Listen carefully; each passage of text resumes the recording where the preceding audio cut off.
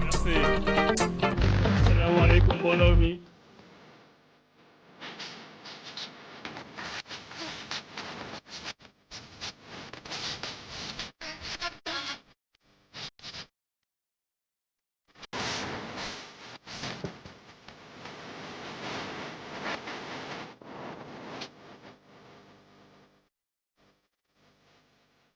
Asalaamaaleykum mbooloo mi. Bonjour à tous et merci pour cet accueil chaleureux. Aujourd'hui, c'est un message unique pour un parti unique qui va être baptisé tout à l'heure. Et c'est aussi un message unique pour le président unique de ce parti unique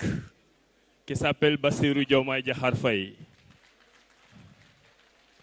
Aujourd'hui, c'est son jour. Aujourd'hui, c'est son moment. Nous lui sommes infiniment reconnaissants d'avoir matérialisé cette idée dite folle, d'avoir pensé à créer un parti politique qui sera, dans les prochains jours,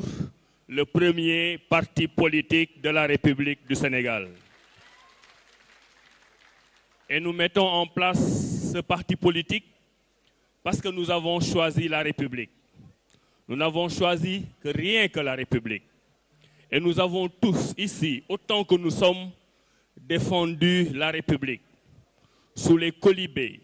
sous les menaces. Et nous avons tenu bon parce que nous savions que nous avions choisi le bon chemin. C'est le chemin de la patrie, c'est le chemin du Sénégal d'abord et le chemin de la patrie d'abord. Nous avons aussi choisi Diomaye. Comme nous aurions pu choisir Diakhar, comme nous aurions pu choisir Faye, comme nous aurions pu choisir Bassirou. Mais vous avez fait le choix, nous avons fait le choix de choisir Bassirou Diomaye Diakhar Faye dans son patrimoine complet pour qu'il continue à nous guider et à guider le Sénégal vers les lendemains meilleurs. Nous avons choisi aussi la paix. Bés bu ñu fi waxee jàmm la ñu ne fii jàmm kenn du ko fi waxee alors que Sénégal ci jàmm la mës a lalu Sénégal ci jàmm lañ ko mës a lijjanti Sénégal ci jàmm la mës a liggéey ñu ni nag nañu xool képp koo xam ne patriote nga bokku Sénégal njariñu Sénégal tax la jóg qu'on mette fin à cette parenthèse émotive du mandat pour entrer dans une parenthèse pragmatique du mandat avec les résultats qui vont se faire voir très bientôt. lépp lu ñu am Sénégal moom moo ñu ko gënal te homme politique boo xam ne da nga jóg di liggéey pour Sénégal du sa moroomu homme politique moo lay tànnal yoon du sa moroomu homme politique moo lay wax koy àndal du sa moroomu homme politique moo lay wax ban yoon nga war a jaar ñun ñoo waxtaan suñu biir ba jubboo d'accord ne dañuy ànd pour aller à la conquête des suffrages.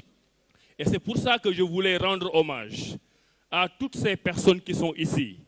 Nekkoon ay président de parti politique,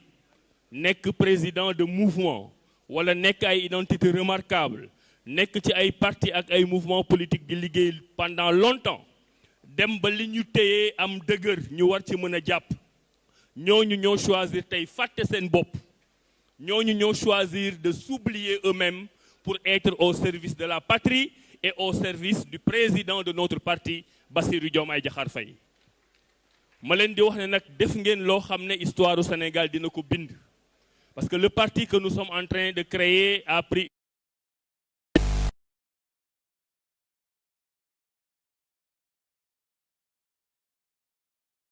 avec le travail exceptionnel d'une coalition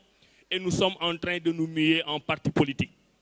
Képp koo xam ne bokkoon nga ci parti képp koo xam ne bokkoon nga ci mouvement ñu ngi lay sargal di leen wax ne bés ni ki tey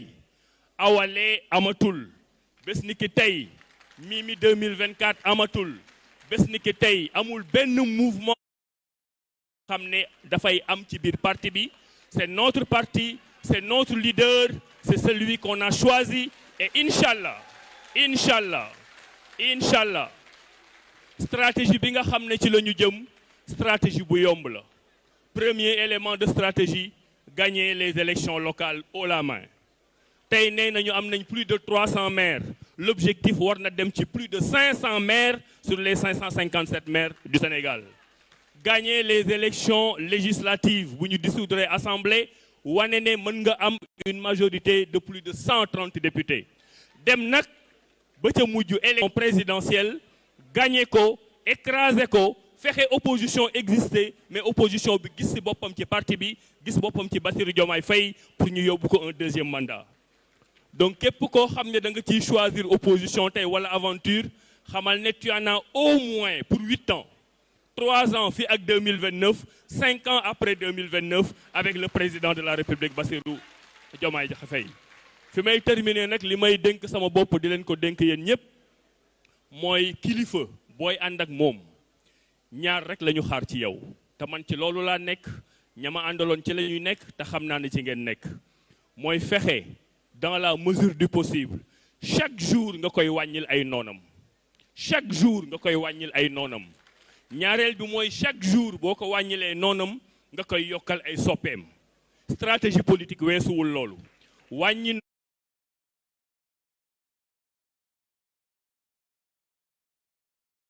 dinañu am ndam ci élection locale am ko ci élection législative am ko ci élection présidentielle tey nag bésu Diomaye la Diomaye bu njaga ñaaw moom la ñuy tàllal le tapis rouge moo tax tous mes amis séeréer saafi tey dama bëgg ngeen jàppale Bassirou Diomaye Faye toute ma les pulaar ñëpp nañu xam ne patrie bii nga xam ne moom la ñu woote mooy la patrie d'abord amul différenciation ci biir Sénégal tey doomu njaga ñaaw la ëllëg nekkoon na doomu keneen suba dina nekk doomu leneen waaye tey ci doomu njaga ñaaw boobu la ñuy fës maa ngi leen di sant di leen gërëm wasalaam. Voilà, merci beaucoup, monsieur le ministre Abdourahmane Diouf. waaye nag di feddali sunu nuyoo rek ci ministre yi nga xam ne depuis ce matin ba léegi ñu ngi fii le ministre de la culture Alpha Thiam notre très cher ami merci monsieur le ministre Bakary Sarr ministre de la communication et porte-parole du gouvernement ñu ngi la nuyu bu baax a baax seen taxawaay rafet na waaye itam di nuyu sunu xarit Lamine Gane Lansana Gani Sakho ñu koy nuyu bu baax a baax itam waaye di rappeler ne fii am nañu fi lu tollook 340 maires et président de conseil départementaux ñu ngi ci salle bi fii ngeen tàccu seen bopp s'il vous plaît oui ñooñu ñëpp ndeysaan ñu ne madame la superviseure mooy seen yaay merci beaucoup loolu dafa neex dégg merci bien kon nag ñu continue toujours nous donnons la parole au ministre Aliou Dione monsieur le ministre vous avez la parole.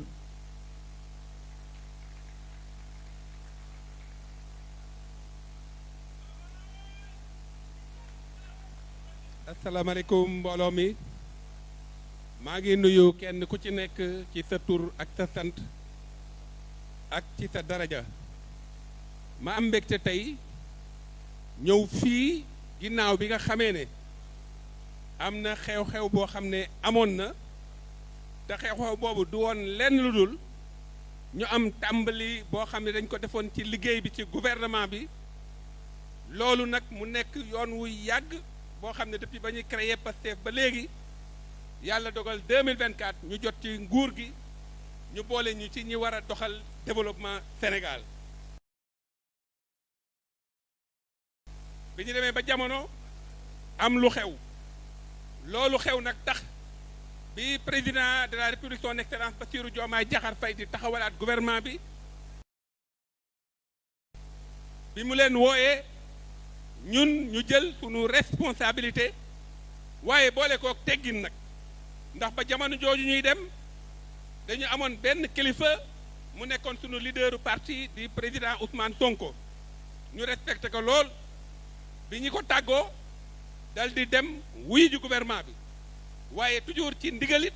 ñu ñëw waxaat ko rendre ko compte yàlla dogal ba loolu amee xeetu baat bu nekk nag wax nañ ñu ko ay baat yu ñaaw yoo xam ne dara waralu ko lu dul la patrie d'abord